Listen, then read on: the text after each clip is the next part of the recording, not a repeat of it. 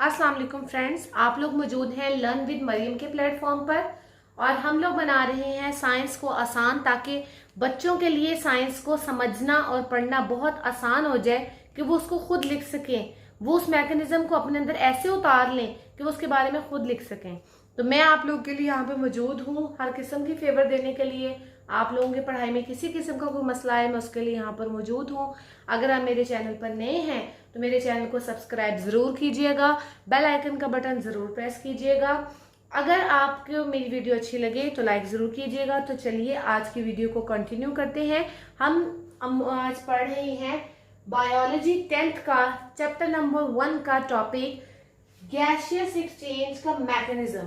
Chapter है gaseous exchange, गैसों का तबादला। गैसों का तबादला पौधों में भी होता है, इंसानों में भी होता है। पौधों के बारे में मैं आपसे वीडियो शेयर कर चुकी हूँ। और इंसानों के अंदर जो गैसों का तबादला अगर होना है तो हवा कौन कौन से रास्तों से होकर हमारे फेफड़ों में दाखिल होगी, ये भी मैं आपसे डिस्कस कर चुकी हूँ एक वीडियो में। इसके साथ साथ मैंने आप लोगों के साथ ये चीज भी डिस्कस की कि अगर आपके पास हवा का रास्ता जब होगा तो फेफड़ों की कंस्ट्रक्शन क्या है, फेफड़े किस तरह से मिलकर बने हैं कि वो गैसों का तबादला कर सकें, ये भी आप लोगों के साथ एक लिंक में शेयर किया है। मैं आप लोगों के साथ इस लिंक को इस वीडियो में ऐड कर दूंगी ताकि अगर आप लोग उनको देखना चाहें तो वो वीडियोस भी आपको आसानी से मिल सके। तो आज हम लोग पढ़ेंगे मैकेनिज्म ऑफ ब्रीदिंग, कि जो ब्रीदिंग सांस लेने का अमल है इसका असल में तरीकाकार क्या है। हम यहाँ रिएक्शन नहीं पढ़ रहे, हम यहाँ ये नहीं पढ़े कि जब ऑक्सीजन अंदर जाएगी तो क्या रिएक्शन होगा। हम बस ये पढ़ रहे हैं कि जब हम हवा को अंदर लेके जाएंगे तो फिजिकली हमारे अंदर क्या क्या चेंज आएगा, जो आप भी नोट करते हैं तो वो आप देखेंगे कि हम डेली लाइफ में क्या ऑब्जर्व कर रहे हैं। अब सबसे पहले आपके पास यहाँ 2 नाम लिखे हुए हैं, अगर आप इन नामों को गौर से देखें तो एक लिखा है इंस्पायरेशन, यहाँ लिखा है एक्सपायरेशन। इनसाइड अंदर, एक्स आउटसाइड यानी कि बाहर। तो नाम सुनकर ही समझ में आ गया कि अगर इंस्पायरेशन है तो ये हवा को अंदर लाने वाला कोई अमल है, अगर एक्सपायरेशन है तो ये हवा को बाहर भेजने वाला कोई अमल है। और इनका एक एक दूसरा नाम भी है। इंस्पायरेशन को इनहेलेशन भी कहा जाता है, इनहेल अंदर हवा को लेकर जाना, एक्सेल एक्सेलेशन उससे निकला है हवा को बाहर निकालना। तो चलिए सबसे पहले हम लोग आते हैं इंस्पायरेशन की तरफ। तो आप सब इस टॉपिक को पढ़ते हुए, सुनते हुए, समझते हुए अगर 1 मिनट की एक्टिविटी अपने साथ कर लें कि आप सब मेरी तरह सांस ले। जब आप सांस अंदर लेके जाएंगे, अपने सांस बाहर नहीं निकालना। जब आप सांस अंदर लेके गए तो आप फील करेंगे कि आपके रिब्स के मसल्स कॉन्ट्रैक्ट हो गए, पसलियों के मसल्स सुकड़ गए। सुकड़ने के साथ साथ रिब्स के मसल हमारे थोड़ा ऊपर की तरफ हो गए, रेज्ड हो गए। और हमने लास्ट वीडियो में पढ़ा था कि जो हमारे फेफड़े हैं उनके नीचे एक मोटी मसल्स की एक शीट मौजूद है जो कि फेफड़ों को अपनी जगह पे कायम और दायम रखती है, उसको डायाफ्राम कहा था। ये डायाफ्राम भी सिकुड़ जाएगा और लोअर थोड़ा सा नीचे की तरफ हो जाएगा। वैसे तो ये गुंबद नुमा होता है, लेकिन आपके पास जब पसलियों के मसल्स कॉन्ट्रैक्ट करेंगे, ऊपर की तरफ हो जाएंगे तो इसकी गुंबद नुमा शेप खराब हो जाएगी और नीचे की तरफ झुक जाएगी एक साइड से। ये वो चेंजेस हैं जो इंस्पायरेशन के वक्त आएंगे। जब ऐसा होगा तो हमारे सीने के अंदर, जो सीने के अंदर खाली जगह होती है, कैविटी होती है, उसे कहते हैं थोरैसिक कैविटी यानी कि चेस्ट कैविटी। उस चेस्ट कैविटी का अंदर प्रेशर जो है वो कम हो जाएगा। जब अंदर प्रेशर कम है तो बाहर प्रेशर ज्यादा है। Air will move from high pressure to low pressure. ज्यादा प्रेशर से हवा अंदर की तरफ आएगी और गैसों का तबादला हो जाएगा। हवा अंदर आई और हमने गैसों का तबादला कर लिया। अब नेक्स्ट हमारे पास क्या चीज है? नेक्स्ट हमारे पास चीज है एक्सपायरेशन। एक्सपायरेशन यानी कि हवा को बाहर निकालना। अब हवा खुद ब खुद कैसे बाहर निकलेगी? जब गैसों का तबादला हो जाएगा तब गैसेस के परसेंटेज में फर्क आ जाएगा। कैसे?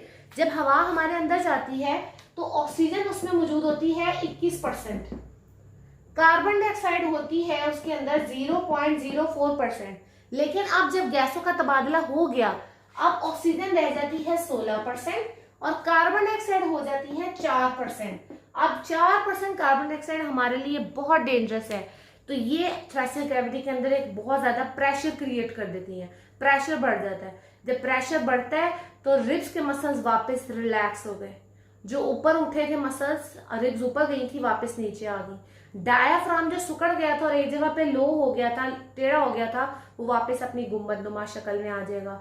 और अंदर का जो प्रेशर है, हाई प्रेशर, वहां से एयर रश करेगी बाहर की तरफ और एयर विल मूव, हवा मूव करेगी इनसाइड टू आउटसाइड, अंदर से निकल के कहाँ आ जाएगी, बाहर की तरफ आ जाएगी। तो ये था हमारा मैकेनिज्म इंस्पायरेशन का और एक्सपायरेशन का। जब एक बंदा रेस्ट की हालत में है, जैसे इस वक्त मैं बोल रही हूँ ना, तो मेरे मसल्स कुछ ना कुछ काम तो कर रहे हैं, लेकिन अगर आप कुछ नहीं कर रहे, एक बंदा रेस्ट की हालत में आराम से बैठा हुआ है, तो नॉर्मली हम जो सांस लेते हैं पर मिनट, 1 मिनट में, वो होता है 16 से 20 टाइम, 16 से 20 दफा हम लोग सांस लेते हैं 1 मिनट में। लेकिन जब एक बंदा एक्सरसाइज करता है या कोई हार्ड जॉब कर रहा होता है, तो तकरीबन 30 से 40 दफा जो है वो 1 मिनट में सांस ले सकता है। असल में जब हम नॉर्मल हैं, हमारा खून गर्दिश कर रहा है पूरे जिस्म में, दिमाग में भी सर्कुलेट करके जा रहा है, तो ब्रेन सेंस करता है कि खून के अंदर कार्बन डाइऑक्साइड की कंसंट्रेशन नॉर्मल है। अगर हम कोई मुशक्कत वाला काम कर रहे हैं, हमें सांस चढ़ रहा है और हमें ऑक्सीजन प्रॉपर नहीं मिल पा रही, कार्बन डाइऑक्साइड हमारे अंदर जमा हो रही है, तो हमारा ब्रेन जब कार्बन डाइऑक्साइड के लेवल को जज कर लेगा, तो फौरन से मसल्स को ऑर्डर करेगा, पसलियों के मसल्स को, कि कॉन्ट्रैक्ट हो जाओ। वो कॉन्ट्रैक्ट हो जाएंगे, रिब्स ऊपर हो जाएंगी, डायफ्राम सिकुड़ जाएगा, एक साइड पे लटक जाएगा, और उनको कहेंगे कि तेज तेज सांस लो। जब आपको मुशक्कत वाला काम करते हैं तो आपको तेज तेज सांस आता है, वो इसी वजह से आता है कि ब्रेन में एक रेस्पायरेटरी सेंटर मौजूद है जो कि आपको ऑर्डर करता है कि ब्लड के अंदर CO2 बढ़ रहा है, तेज तेज सांस लो, ताकि CO2 ज्यादा से ज्यादा बाहर भी निकालो और ऑक्सीजन ज्यादा से ज्यादा बॉडी के अंदर भी डालो। तो ये हमारा रेस्पिरेटरी सेंटर ही है जो कि इस चीज की एक्टिविटी पे काम करता है। सो हमने आज डिटेल में लंग्स का जो मैकेनिज्म है कि फेफड़े ब्रीदिंग में किस तरह से हमें हेल्प आउट करते हैं, कौन कौन से प्रोसेस होते हैं, उसको हमने स्टडी किया। मैं उम्मीद करती हूँ आपको मेरा टॉपिक समझ में आ गया होगा। अगर आपको फिर भी कोई टॉपिक समझ ना आए, कोई टर्मिनोलॉजी समझ ना आए, कोई पॉइंट समझ ना आए, या किसी चीज़ के बारे में आप पूछना चाहते हैं, तो कमेंट सेक्शन में मेंशन ज़रूर करें। वीडियो को प्लीज़ मुकम्मल देखा करें और वीडियो को लाइक ज़रूर कीजिएगा। Thank you so much. इन सारी डायग्राम्स में आपके पास इनहेलेशन और एक्सहेलेशन का डिफरेंस दिखाया गया है, जिसमें रिब्स ऊपर जा रही हैं, नीचे आ रही हैं, कहाँ कॉन्ट्रैक्शन हो रही है, रिलैक्सेशन हो रही है, डायफ्राम की शेप कहाँ पर चेंज हो रही है, कहाँ पे वो डोम शेप है, कहाँ पे वो फ्लैट है। ये सारी पिक्चर्स को आप एट द एंड स्क्रीन देख सकते हैं।